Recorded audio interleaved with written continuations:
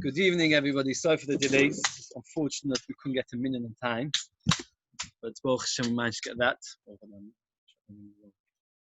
If anybody's got any medical ailments, they should listen carefully to the next couple of that. Is that you? I dare say they'll find the medications quite hard to get to, but we'll try our best. We're up to Daf Kuf Tes Amud Aleph. No, actually, wrong. We're up to Kuf Ches Amud Beis, 2 lines from the bottom. He used to say that Shmuel. 4 lines, yeah? No, 2 lines. 4 lines. No, we got 2 lines at the bottom. So Rasha's Munna, what Munna used to say. He puts the place every night. That's right. Yad le'ayin, a hand that touches the eye without doing negel vasa. That means without washing the hand 3 times after waking up. Tikotzit, the hand should be cut off. Why? Because it will blind the eye. It's important to know, it's very interesting. This is one of the few places where the Teras HaNigla and Teras HaNista go on completely different matters. That means, in the Teras HaNigla, if you look in Shulchan Aruch and in Gemara, the whole idea of Negel Vasa, which we were very, very, very machbid about, is not brought down, except for this Gemara. Where this Gemara says it's unhealthy to touch your eye without doing Negel Vasa. But in Kabbalah it says that one has to because of Ruach HaTumah, nothing to do with health. It's with Kedusha. So this is one of the places, if you look at the Shulchan Aruch Kimat doesn't mention it. Shulchan Aruch says, you should wake up in the morning, you should wash your hands because you might touch something dirty, etc. The whole idea of Negel Vasa as we know it is from Teras HaNista. And this is the only Mekor we have for Negel Vasa and Teras HaNigla. The Gemara says like this. If the hand touches the eye, it's cut off because it's dangerous for the eye. Yad lechotem, any hole in the body. Any orifice, I think it's the word for it. No, that means better. It would have been better for the person to have his hand cut and not do that because it's so dangerous for the eye. Yad lechotem for the nose kotzitz, yad lepeti kotzitz, yad leoizent kotzitz, yad lechasudot kotzitz. Chasuda is a puncture in the body. Let's say a person had an injection or bloodletting, etc. Yad le'amo, that's for the eva to kotzitz, yad bita bas to kotzitz. Rashi brings 2 malachim on the last 2 things. Either it's because of danger, because you haven't done negel vasa, or all day. A person shouldn't touch where he goes to relieve himself, either for number of gedolim or for ketanim, because Rashi says by touching the eva it's dangerous because the person might come to motzezera. For gedolim it is dangerous, it brings a person to hemorrhoids. Rashi says, yad legigis, touching a bowel, tikotzit should be cut off. And the Gemara carries on, yad the top of Kuftes Amud Aleph, top line. Yad mesama, the hand blinds, yad machresh, makes person deaf. Yad male polyphus, brings a person to have bad breath. Tanya nosen ema baschein hizu. The shade that goes on the hands, if a person doesn't wash it, is called baschein. Umakpedes, and it stays there actually until he washes his hands 3 times. A certain kind of cosmetic gets rid of this. That means a person puts a certain kind of a cosmetic that gets rid of this ruach ra. Or Dimo stops the person from tearing, and makes the person have very long eyelids. It means puch has got a lot of benefits. And then you don't need to wash your hands. And as I mentioned, that's only in our Gemara where it talks about the danger of it. But as we said, there is a bit of Ruach HaTumah to wash neglas. A kind of herb. There's no problem taking it as medication on Shabbos. It's not considered taking medication on Shabbos. Which is coriander. There's no problem of medication on Shabbos. Which is hops. That means there are certain foods which everybody knows they're medicine and they're forbidden. There are certain foods which everybody knows they eat them normally and they might have health benefits. You have to eat it on its own, not have it within. Yeah, that's on its own, even on its own. So if you mix it in other foods, then it's always mutter. It's always mutter, yes, because then it's on its own. But the chiddush over here is that these kinds of foods are not considered medicine foods. For example, if a person has toothache, they say that whiskey helps, right? Yeah. So then what happens is, so you can't. So drinking whiskey is not a problem. Why is drinking whiskey not a problem? Because people don't see it as a medicine; they see it as a drink. Yosef was blind. He said,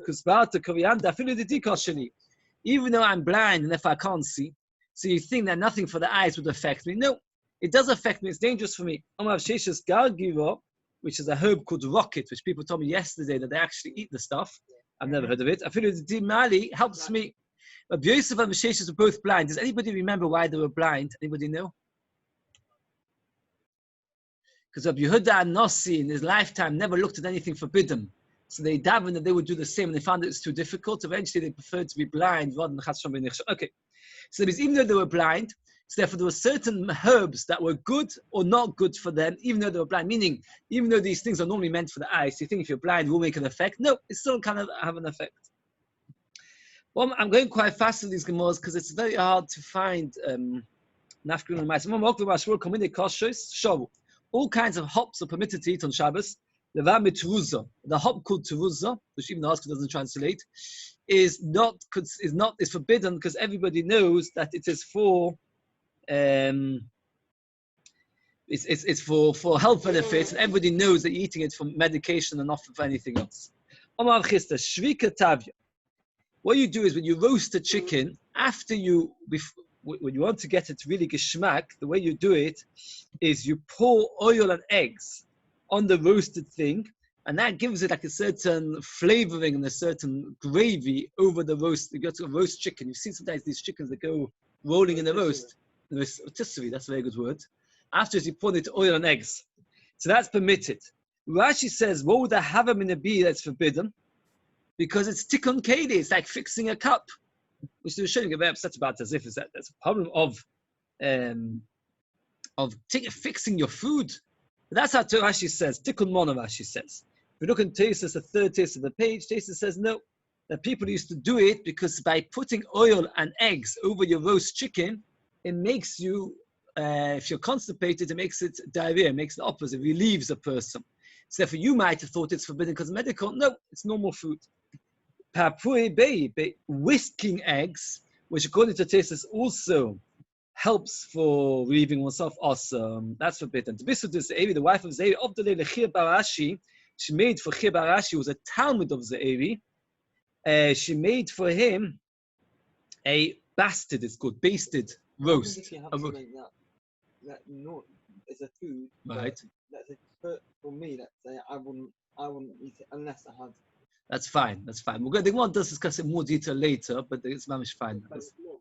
That is a normal food, yes. So she once made him this roast and she poured oil over it. The Talmud, the Chibashi never ate it. I used to make it for your Rebbe. That means she was the wife of Zeiri Rebbe. But he ate it. You don't eat it. She's allowed to sieve clear wine and clear water. There's no problem. And this is why you're allowed to put a shmata over your tap. There's no problem of boiva, there's no problem of other isum. Why? Because you can drink it without. If you can't drink it, then it's forbidden. It's a very interesting situation. That if the sieve doesn't help you, it's permitted. If it does help you, then it's forbidden. That's why there was a time in New York when they said there are worms in the taps. And people put cloths on, and there's shuvas about it, and they forbade it to do it on Shabbos, because at the end of the day, because then it's like a filtering. So God says, Alma, since you can drink it without the filter. La midikov, you're doing nothing. You can eat it without pouring the oil and the eggs. La midikov, you're not doing anything at all. So therefore, it's okay. So that means the Avi held that it's okay because adding oil and eggs doesn't do any real. It doesn't really change the roast. But Chir Barashi, the Meiri says, he held that it does affect the roast, and that one can't eat roast without pouring without pouring oil on top of it afterwards. So therefore, you're doing tikkun keli because you are benefiting it. Somebody who gets a wound on his hand or his leg, you can reduce the swelling with wine. It's not a problem. I mean, you can put your hand in a bucket of wine, and it's not a problem. What about putting your hand into vinegar? Vinegar not, because vinegar is a proper medicine, and shaken wine isn't. The people live in the chuzah, since they're very delicate. Even wine works as a proper medicine. So even wine is forbidden. So it depends on the person's constitution whether you can dip it into wine or not. A donkey stood on his leg. Can you imagine a donkey stepped on his leg? The Yosef could someone say he was reducing the swelling in vinegar. We just said a second ago, vinegar is forbidden because vinegar is a proper medication. The back of the hand, the back of the foot is permitted because that's considered dangerous. The more explains better in a moment. He saw he was reducing the swelling with wine, which should be okay. Since they are delicate, even wine makes them better. You are a very delicate person, so for you, wine should be forbidden. And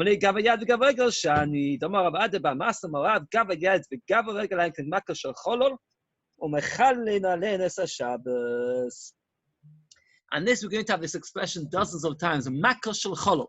Makar shel cholol means a wound in the internal part of the body.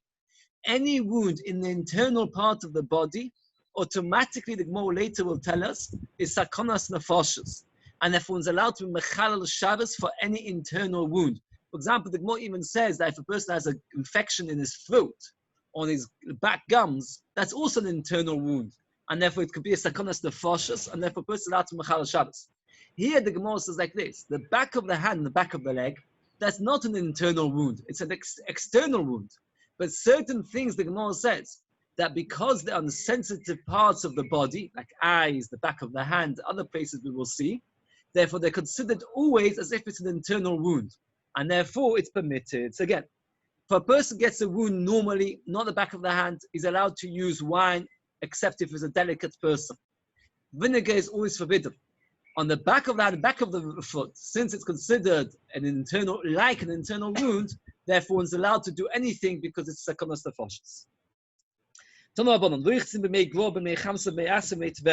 These are different kinds of water, like Asian water, Tveria water, Gro water, which the common denominator was that sometimes a person would use it for medical purposes, and sometimes a person would do it to cool himself down, etc. Therefore, one's allowed to do it on Shabbos. Why is one allowed to do it on Shabbos?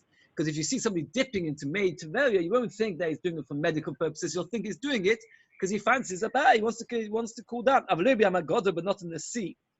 Because that people know you're doing it for medicine purposes. And not in flax water. If you soak flax into water, the water becomes dirty. People don't use it. Not in the Yam HaMelach. Because people know you're doing it for medicine purposes. It says before you are allowed to. But not in flax water. So we've got to steer it. We've got a contradiction between Yam HaGodol and Yam HaGodol. In one place it says you're not allowed to because it looks like you're doing it for medicine. And one place says you're allowed to. We're going to have now a three-way machlokes regarding the seas. We're going to explain it with outside and an inside. With three-way machlokes regarding the seas. The Torah says that Hashem saw mikveh hayamim. That Hashem called mikveh hayamim kol yamim. The sea is called in the Torah and Parshas Bereshis a mikveh. There are two fundamental differences between a spring and a mikveh. A spring of water, when the Italians go for a walk in the mountains, we discuss, is it a spring or is it a mikveh? What's the difference? Right, a mikveh is only kosher if it's still. If it's running, it's no good. So let's say rainwater is a mikveh. If you've got rainwater and it's running along let's say it's on the slant, then you cannot tovel in it. A spring you can. That's one difference. Another difference, which has within it three other differences, is it considered mayim chaim? Certain times in the Torah says we want a mayim chaim, live water. Mikveh is not considered live water. It's rainwater, it's not live water. So nafkamina, for example, a zov has to go in live water. So a zov cannot become torah in a mikveh. Or a metzora, when we sprinkle on him. And for po'adumo, we have to have live water. So there are two differences between a spring and a mikveh. Is it good when it's still or flowing? And is it considered live water? Nafkimina is for metzora, for po'aduma, and for zovim. All those three need the live water. Now, the sea, would you consider the sea a mikveh or a spring? The Torah calls it a mikveh. So therefore you can see from the Torah, mikveh yamim kol yamim. If the Torah calls it a mikveh, no better source, and the Torah calls it a mikveh, it's like rainwater. And therefore if the sea is moving, you can't tovel in it. There's another mandama that says that's not referring to all the seas, just some of the seas. This is the discussion we're going to have now, is are the seas called a mikveh or mayim chaim? It says the more like this. All the seas of the world are considered a mikveh. Shenema, ulemikveh yamim mayim kol yamim.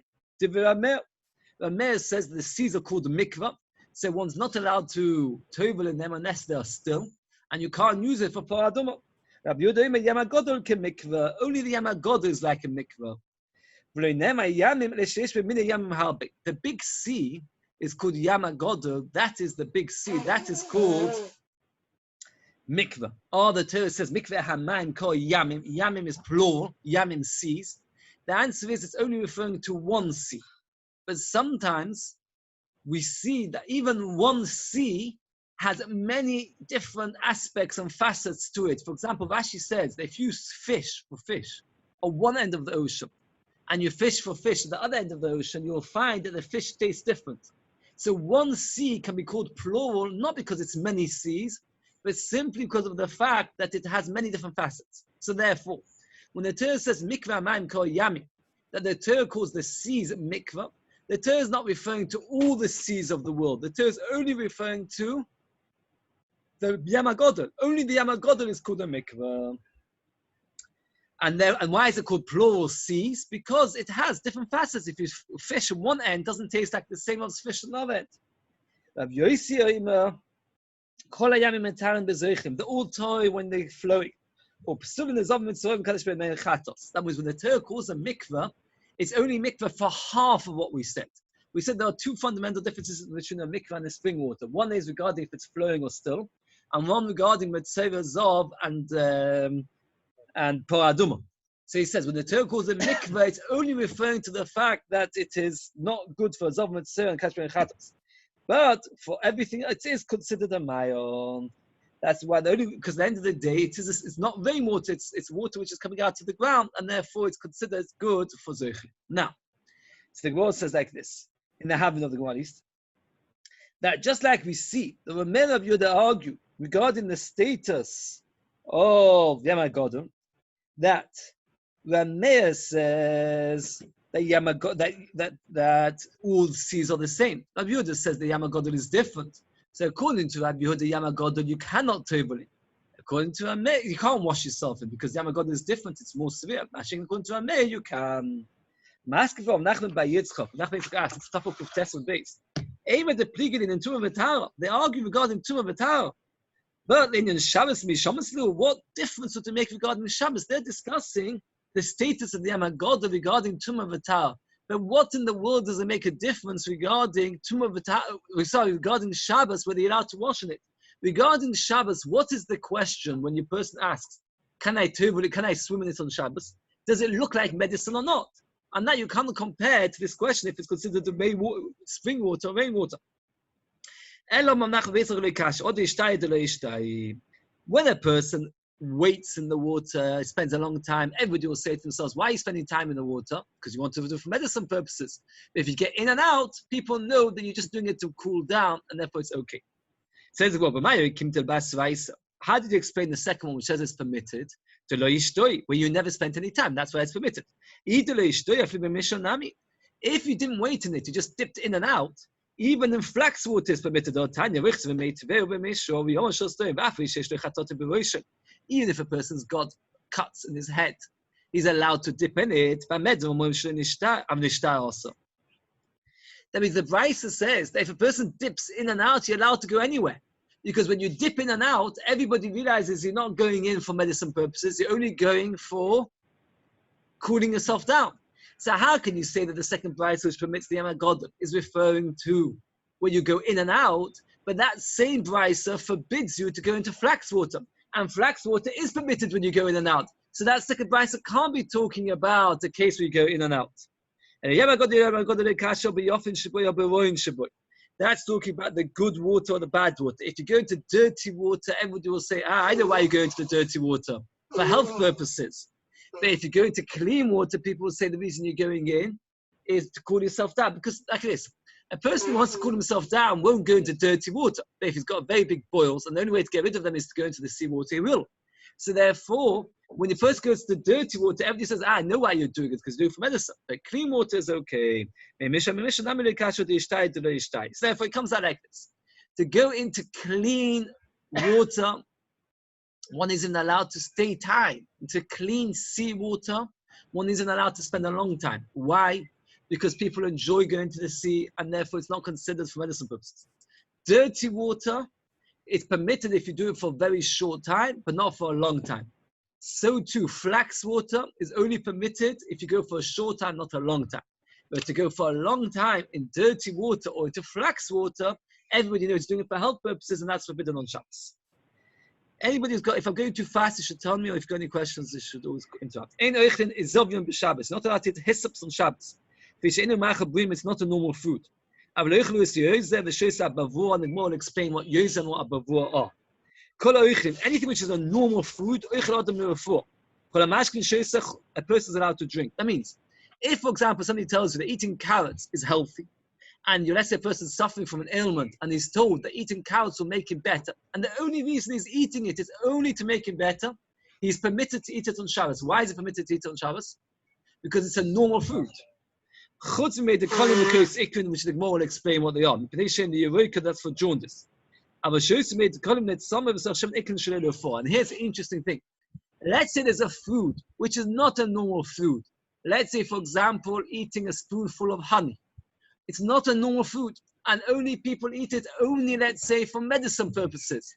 And now this person happens to be hungry, then he's allowed to eat it. So there's one of two options you're allowed to eat it. Either it's a normal food, and you're eating it for health purposes, it is mutter. Just remember. Or you're doing it for, or a person's not a normal food, but you're eating it because you're hungry. That's a person starving. So he ends up eating, for example, some medication in the house. It's okay. Strepsils. Oh, a person fancies eating a strepsil because he fancies sucking a sweet. So he's eating it. Now here Rashi adds three words, which makes a huge nafkin on halacha, and the Bia halacha goes on and on about this Rashi. If you can see this Rashi, it's the last Rashi in the Mishnah. But you have to be very clear before you see the Rashi. Again, normal food you can eat even if you think you're doing it for medication purposes only. Not normal food, you're allowed to eat it if you're hungry or thirsty. Let's say you're very thirsty, and the only thing you've got in the house is cough medicine. You can drink cough medicine. Says Rashi, if you're not well. Meaning, you're well. But if you're not well, you can't. Says the Mishnah, where did Rashi get this from? It means according to Rashi, Rashi has a very big chiddush. Let's say I'm hungry or thirsty and I want to drink cough medicine. So according to Rashi, if I'm well, I'm allowed to eat it. If I'm not well, I'm not allowed to. But why not? I'm eating it because I'm thirsty, not because I'm not well. So how does anybody even know if I'm not well?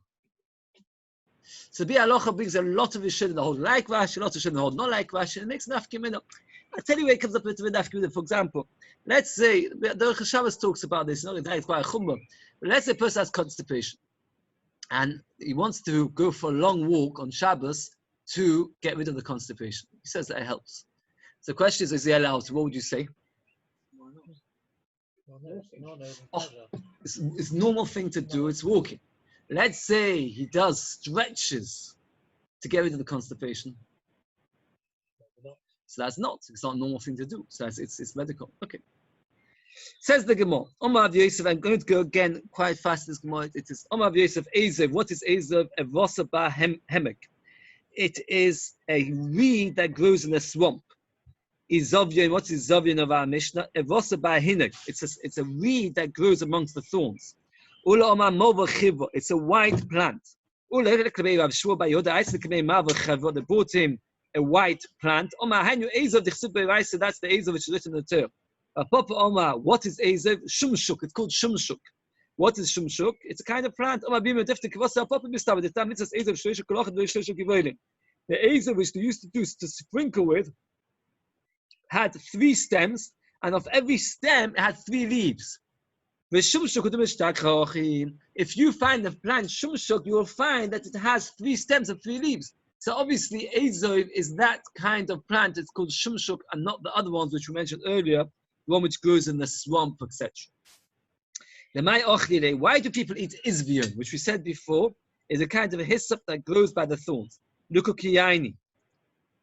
For worms. How do you eat it? You eat it with 7 black dates. You eat a hyssop with 7 black dates to get rid of worms. You had the puss gets worms from flour made out of barley. The Yomi, which is 40 days old. You can out eat yoyza. Puntuk is penny royal. Penny fungal. It's a kind of plant. Why do people eat it? For worms inside the liver.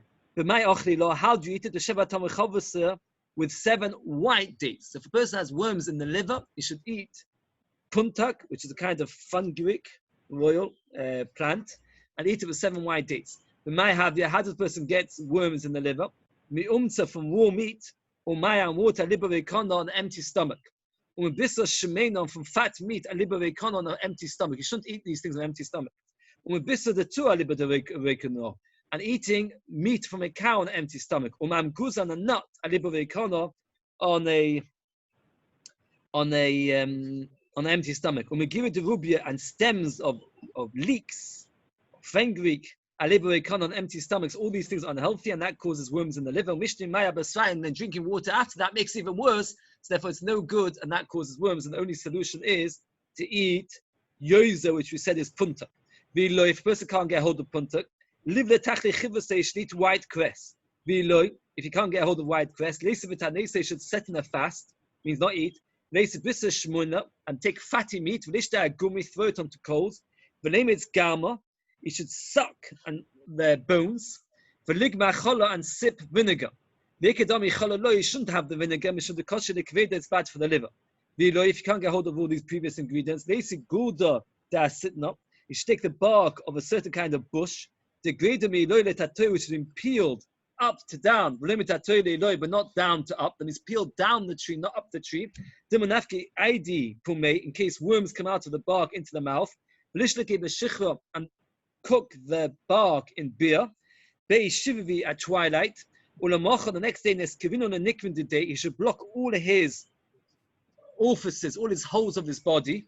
He should drink it. When he relieves himself for Gedonim, for number 2, he should go onto a tree which has got stripped of the bark, and he should relieve himself from that tree. It's chumatria. My chumatria, what is chumatria? It's a tree that only has 1 stick. What's it good for? Drinking water which has been left open, snakes drink from it, and then they leave the poison inside, and this stick helps with that poison. Person doesn't get hold of this stick. He should take 5 roses. 5 cups of beer. That's good. Cook the whole the roses with the beer together. Until it all boils down to the size of 1 revius, and he should drink it. She just took 1 rose and 1 cup of beer. She cooked it. She heated up the oven, and then she pulled out all the coals. She put a big brick inside the oven. And out of his body came a green leaf, which was the poison which the snake had left inside the water. Take a quarter of a lug of milk from a white goat and drink it, and that heals a person from the poison the snake puts in. You should take a sweet esrog, which I've never found. Most esrogim are very sharp. If you find a sweet esrog, and you should hollow it out, fill it up with honey, and you should cook it in the coals of the oven, and then eat it. When they are 40 days old, that means they've already been waiting for 40 days. It's 40 days since the person urinated. Alternatively, it's from a child, which is at least 40 days old, not from a baby. What? No. He kept it in the bottle for 40 days. He urinated, and then he kept it in the bottle for 40 days. Or it's from a baby that's 40 days old. So now he gives a list of things that you could do with this urine. So barzina, a small measure, lezibur, if a person gets stung by a wasp. So if you get stung by a wasp, you have to have a very small amount. Revia, a quarter of a lug, that's a becher. La'akava for a scorpion. Palgaviva, that's a quarter, half of a lug. Leguluya, that is if water has been drunk, which has been drunk from a snake, you should drink half a lug of urine. River, the entire lug, even witchcraft, urine can protect from witchcraft. These 3 kinds of plants, if you cook them with water, they can help. They will help either for being open or for witchcraft. That means either water which a snake drank from or from witchcraft. Either one of these plants work for either of these things. If person swallowed a snake by mistake, should eat hops, b'milcha in salt. But he should run to Losamili for 3 mil, which is 12 kilometers. You think Ben Rose is doing a long thing? Can you run 12 kilometers? Then get rid of all the snakes inside your stomach. Anyway, he saw a person swallowing up a snake. So what did he do? He looked like a soldier, like a scary person. He gave him to eat hops with salt. He made him run for 3 mil. That's 24,000 amas. When gubi, and the snake came out in pieces. He swallowed the snake. Novi came, appeared to him like a person on a horse, a scary person. Made him eat hops and salt. And the snake came out in pieces. If a person gets bitten by a snake, what should he do? He should take the baby of a white donkey and tear it, and he should put it on his head. That's only the trefa, where the donkey is not a trefa. The mother of this baby is not a trefa. That's a donkey that cannot live. Ahu, up to top kufyud amud aleph, the top of the page. Ba'al an officer. The Pumbedisa lived in Pumbedisa. The Takechivya, a snake bitten. Have a place of Chama Chivas at Pumbedisa. There were 13 white donkeys in Pumbedisa. Karino Lekulu.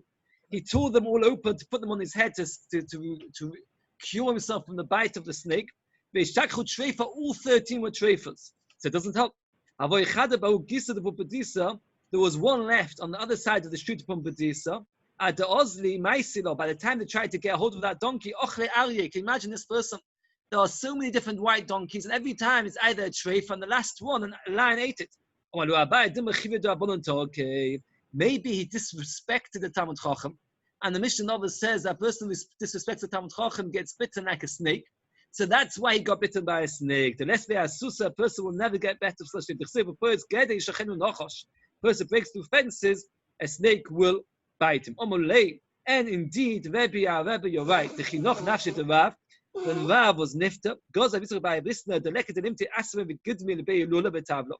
he made a gezerah that they should not bring hadassim branches and date branches together in front of the chossam in a bell.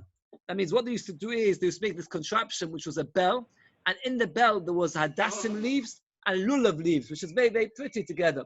And they made a gezerah that for 1 year after Rav was nifta, nobody should do that to remember the morning of Rav. And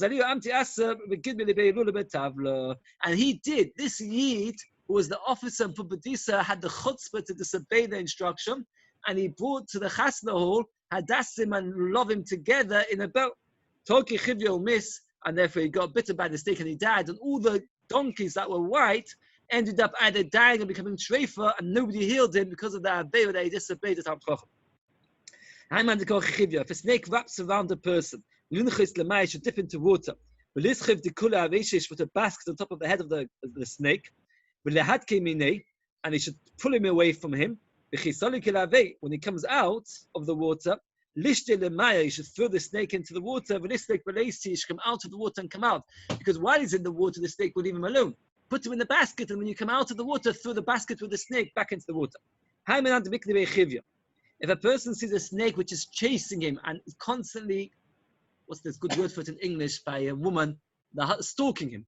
If a person has a snake stalking him, if he's got a friend, look, he should make his friend carry him for 4 hours, and then the snake will stop stalking him. Then what he should do is, he should jump over a ditch of water. If there's no ditch of water, he should cross a river. If it's at night, he should put his bed on 4 barrels, because that way the bed is higher from the floor, and the snake can't smell him and will stop chasing after him.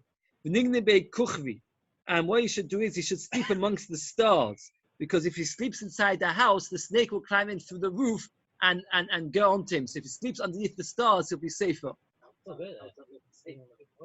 That's what the Gemara says. You should take 4 cats. He should tie the 4 cats to the 4 posts of his bed.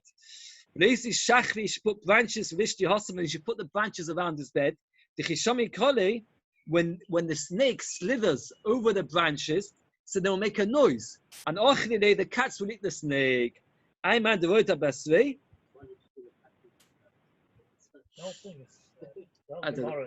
I man devoita basvei. A person sees a snake chase him. Livet bechalse should run amongst the sand. In sand, snakes don't like to follow. Hi, it's a dechaze chiva.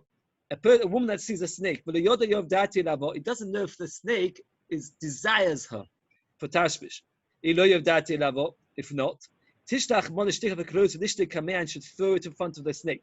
If she sees, if the snake wraps himself around the clothes of this woman, a person should know that the snake desires for tashmish to be with this woman. And if he doesn't wrap himself around the clothes, lo yov dati lavo. What she should do if indeed desires her, she should have tashmish in front of the snake, and then he gets repulsive. The Mephoshim explained that when a woman is in the matzah of tashmish, it's off-putting for other people to watch. He'll get even more desirous. And she should stick up some of her hair and some of her nails. But she should throw it at the snake. She should say, I'm in a matzah of, I'm having a period at the moment, and therefore you shouldn't come to me. I said the Bible, if a snake climbs inside the woman, Rashi explains between her legs, inside the hole, if so, she should sit on two bowels, she should open her legs wide, she should sit on two bowels, she should take fatty meat, she should throw it onto coals, which make a very nice smell, fatty meat. She should take a basket full of cress and wine that has a very, very good smell. Put it in front on the floor between where her legs, where she's parting her legs,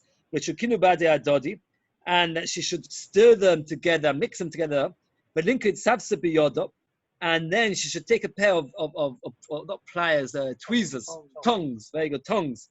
When he smells it, the snake, this beautiful smell of the wine and the meat and the cress, he'll come out of her.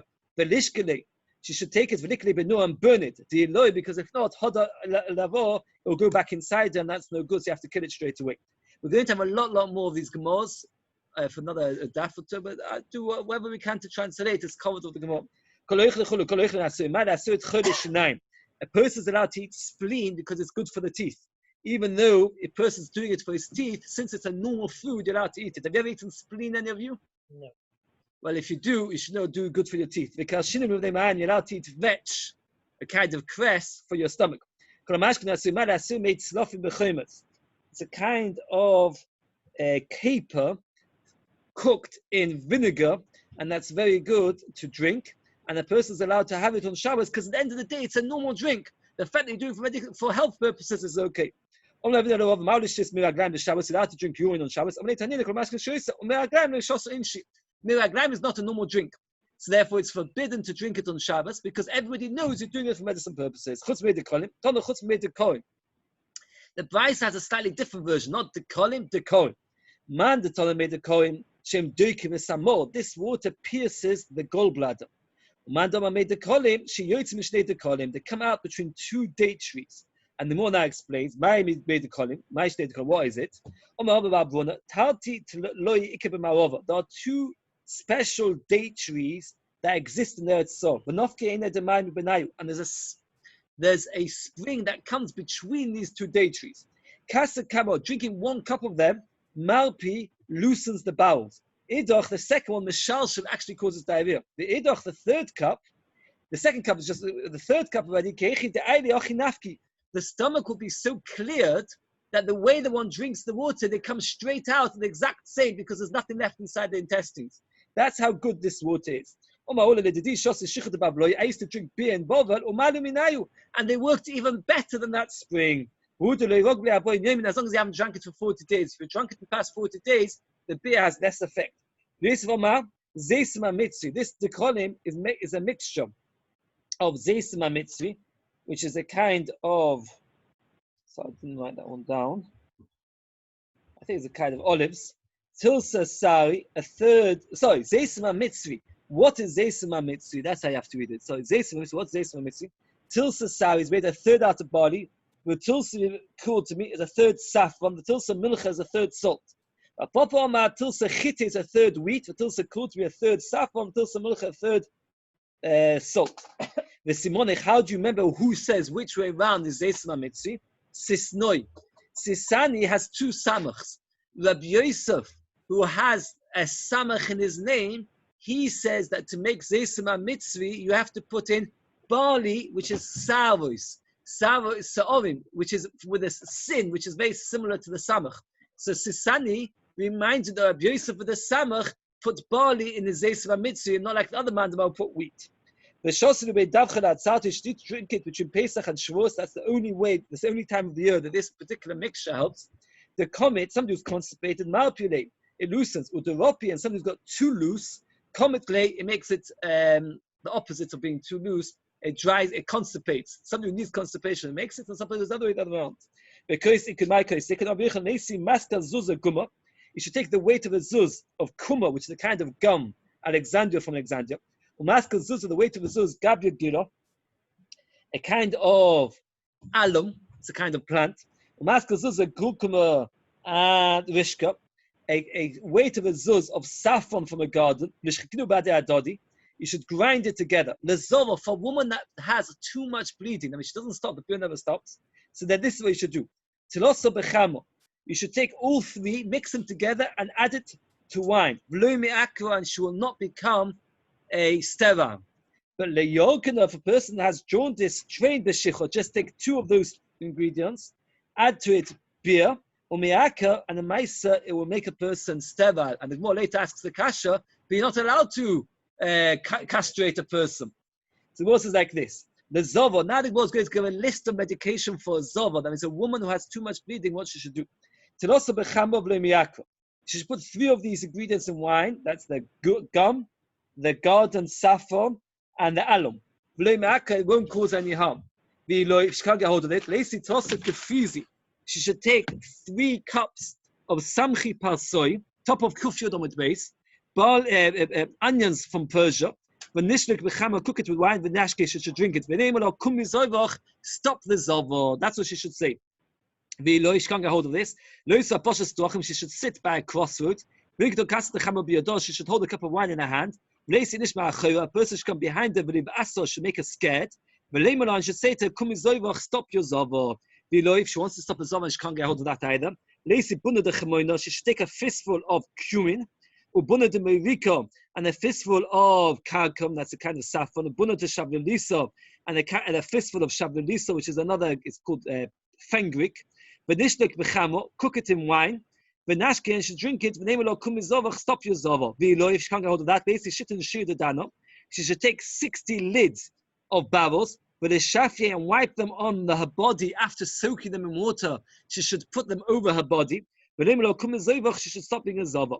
And if she can't get hold of that, she should take a grass which grows very low, and she should cook it in wine, and smear it on herself. She should take a plant that grows by the thorns. Chagoino is that's the thorn. A plant that grows by the thorns. The higsa, which grows by a rose bush. She should burn it. In the summer, she should take worn-out linen clothes. And in the winter, she should take out worn-out cotton wool clothes. And then she should take that burnt plant and hold it, and that will make her better. If she can't get hold of that, she should dig 7 holes. She should take a young plant, which is still in its first 3 years, and burn it. And she should hold a cup of wine in her hand. She should come out of one hole, sit down in the next hole. Come out of that hole and sit down in the next hole. She should go from hole to hole, standing up and sitting down, and that will get rid of a zava. And everyone she should say, I should stop being a zava. She should take a kind of flour.